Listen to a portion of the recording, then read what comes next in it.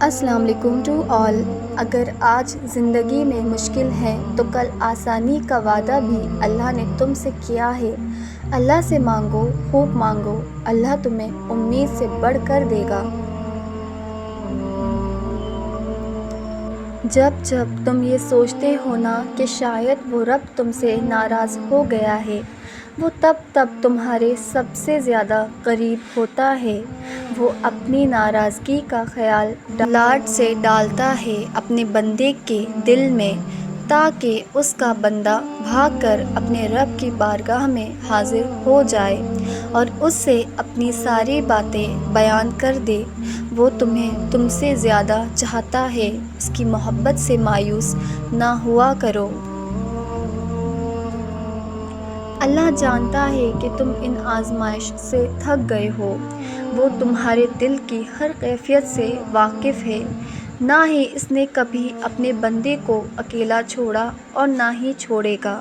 اللہ کی ہر مصلحت پر یقین رکھو، وہ رسوا نہیں ہونے دے گا۔ یہ میرے رب کا اپنے بندوں سے وعدہ ہے، بے شک اللہ وعدے کا سچا ہے۔ امید نہ چھوڑنا، یہ شیطان تمہیں ورگلا رہا ہے، تم سے تمہاری طاقت، تمہارا یقین چھین کر بالکل تنہا کر دینا چاہتا ہے۔ تم سجدے سے نہ چھوڑنا، تم تہجد میں آنسو بہانا ترک مت کرنا۔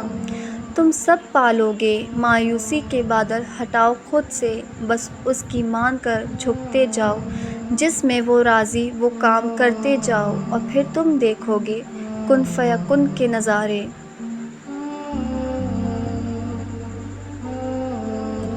ہر کسی کی نعمتیں بھی الگ ہیں، ہر کسی کی آزمائش بھی، ہر کسی کی کہانی الگ ہے، سبق الگ ہے۔ کبھی کسی اور کو دیکھ کر یہ مت سوچیں کہ میں محروم ہوں، آپ پر بھی آپ کے رب کی بہت عطا ہے۔ اور جب تم پورے دل سے خود کو اللہ کے سپرد کر دو گے تو تم دیکھو گے کہ کائنات کی ہر چیز تمہارے حق میں ہو جائے گی۔ قبولیت دعا میں تاخیر کا یہ مطلب نہیں کہ ہمارے کسی گناہ کی سزا مل رہی ہے، بلکہ دراصل اللہ ہمیں آزماتا ہے کہ میرا یہ بندہ مجھ پہ کتنا بھروسہ کرتا ہے۔ تو بس اپنا دل اس رب کی طرف متوجہ رکھیں اور منتظر رہیں، اس کی رحمتوں کے یہاں دیر ہے، اندھیر نہیں۔ ایک دن آپ مسکراتے ہوئے بتا رہے ہوں گے کہ اللہ نے آپ کی دعا قبول کر لی، اور اس دن آپ سمجھ جائیں گے صبر کا پھل کتنا میٹھا ہوتا ہے اور اللہ پر توکل کرنے کا اجر کیسا ہوتا ہے۔